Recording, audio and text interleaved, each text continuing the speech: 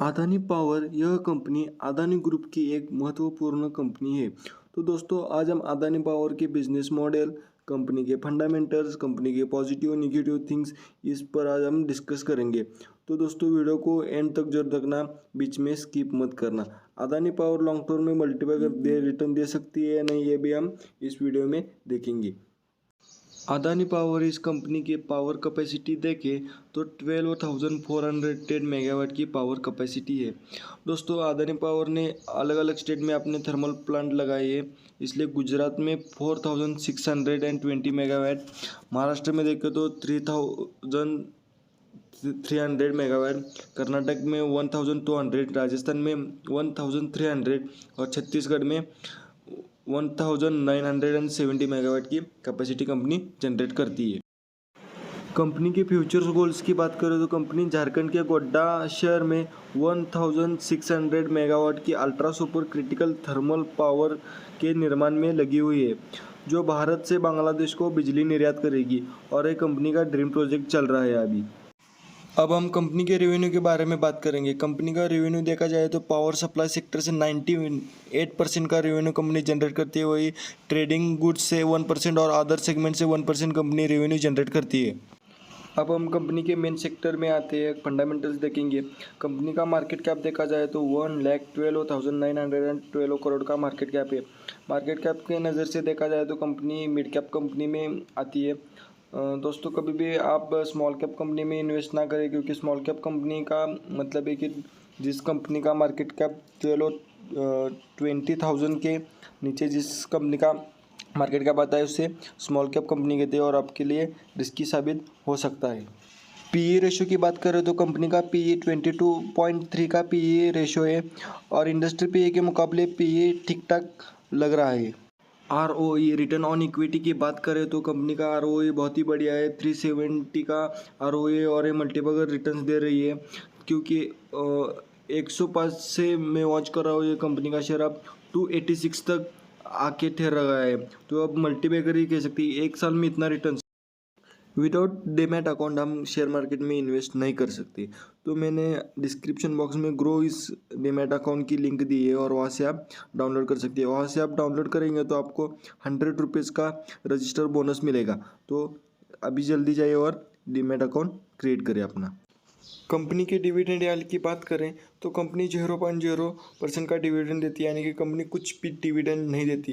Company इतनी बड़ी होकर भी डिविडेंड नहीं दे रही है, तो ये तो थोड़ी निगेटिव बात हो गई। कंपनी को डिविडेंड देना चाहिए, क्योंकि इतनी बड़ी कंपनी है तो डिविडेंड तो बनता है भाई। प्रोमोटर होल्डिंग्स की बात करें तो प्रोमोटर होल्डिंग कंपनी के पास है 74.97 की प्रोमोटर होल्डिंग है, और किसी भी कंपनी के प्रोमोटर्स की होल्डिंग ज़्यादा हो तो कंपनी के ग्रोथ के लिए अच्छी बात है, क्योंकि डिसीजन लेने में आसानी होती है। और रिटेल इन्वेस्टर के पास 13.72% का स्टेक है, वही फॉरिजिन के पास 11.31% का स्टेक है। डेप्ट को देखा जाए तो कंपनी के ऊपर 48,796 करोड़ का डेप्ट है, जो एक साल पहले कंपनी पे 52,411 करोड़ का था। अदानी पावर ने 6.9% का से डेप्ट कम किया है। डेप्ट टू इक्विटी भी कंपनी का हाई है। ये डेप्ट टू इक्विटी कंपनी के मार्केट कैप से भी ज़्यादा है। पावर सेक्टर में देखा जाए तो पहले बहुत बड़ी इन्वेस्टमेंट करनी पड़ती है, इसलिए टाटा पावर या फिर अदानी पावर कंपनी पे बहुत सारा कर्जा दिख रहा है, लेकिन ये मल्टीबैगर साबित हो सकते हैं। कंपनी के रेवेन्यू की बात करें तो कंपनी का ग्राफ पिछले 5 साल में बढ़ता ही जा रहा है। कंपनी के सेल्स अच्छे खासे बढ़ रही है। 2018 से लेकर 2022 तक के आंकड़े हमारे पास है। हम पिछले 3 साल की बात करें, 2020 से लेकर 26,000 का सेल्स हुआ था, वही 2021 में लगभग उतना ही सेल्स हुआ, लेकिन 2022 में 27,000 का सेल्स हुआ है, लेकिन 2018 और 19 के मुकाबले बहुत अच्छा सेल्स करी है कंपनी ने। हमने अभी रेवेन्यू की बात की, लेकिन कंपनी की शेयर प्राइस तभी बढ़ता है जब कंपनी के रेवेन्यू में इंक्रीज आए। दोस्तों अदानी पावर इस कंपनी 2018 से लेकर 2020 तक कंपनी नुकसान में चल रही थी, लेकिन 2021 से और 22 में कंपनी ने बहुत ही ग्रोथ किया है। 2021 और 22 में देखा जाए तो कंपनी ने बहुत ही ग्रोथ किया है। 2022 में देखा जाए तो कंपनी ने लगभग 500 करोड़ के आसपास की प्रॉफिट गेन की, इसलिए कंपनी का शेयर प्राइस भी पिछले एक साल में बहुत ही बढ़ गया है। दोस्तों, एक महत्वपूर्ण सूचना है, मैं आपको इस शेयर को बाय और सेल के बारे में कुछ भी नहीं बता रहा। यह सिर्फ हमारे कंपनी के एनालिसिस का करने का एक ही उद्देश्य है कि आपको नॉलेज आए, अपने एजुकेशन या फिर अपने इंफॉर्मेशन पे ही आप कंपनी में निवेश या फिर इन्वेस्ट करें। कंपनी का EBITDA देखा जाए तो कंपनी का EBITDA 6,807 है। तो आपको अब क्वेश्चन आया होगा EBITDA क्या होता है। EBITDA जो है वह नेट इनकम है, सारे खर्चे डालने के बाद, marketing, interest, tax, depreciation and amortisation के बाद जो अर्निंग रह जाती है उसे EBITDA कहते हैं। और कंपनी का EBITDA 6,807 का। अब हम कंपनी के प्रोज और कॉन्स के बारे में बात करेंगे। तो पहले हम प्रोज देखते हैं।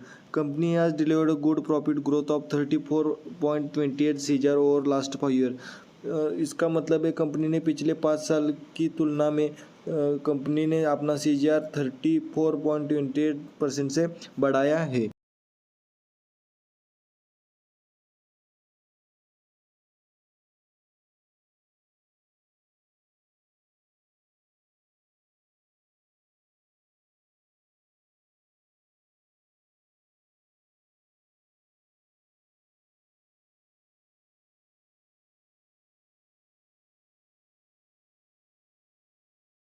अब हम कंपनी के कुछ कॉन्स के बारे में बात करते हैं। तो पहला है कि stock is trading at 28.27 times it's book value. ये स्टॉक है जो बुक वैल्यू से 28 टाइम्स पे ट्रेड कर रहा है। तो अब सेकंड थिंग देखते हैं, company as reporting repeated profits is not paying out of dividend. तो अब कंपनी प्रॉफिट रिपीट कर रही है लेकिन शेयर होल्डर्स को कुछ भी डिविडेंड नहीं दे रही है। और लास्ट में देखा जाए तो promoter have pledged 27.37 of their holding. Pledged का मतलब है प्रोमोटर्स ने जो अपने शेयर्स है वो गिरवी रखे हैं, और ये कंपनी के लिए थोड़ा सा नेगेटिव थिंग लगे। दोस्तों, आपको ये वीडियो कैसी लगी प्लीज़ कमेंट करके बताना, लाइक शेयर और सब्सक्राइब करना, क्योंकि आपका एक लाइक और एक शेयर्स मुझे अगले और कुछ वीडियो बनाने के लिए और कंपनी का एनालिसिस करने के लिए मोटिवेट करेगा। तो प्लीज़ लाइक और शेयर सब्सक्राइब ज़रूर करें।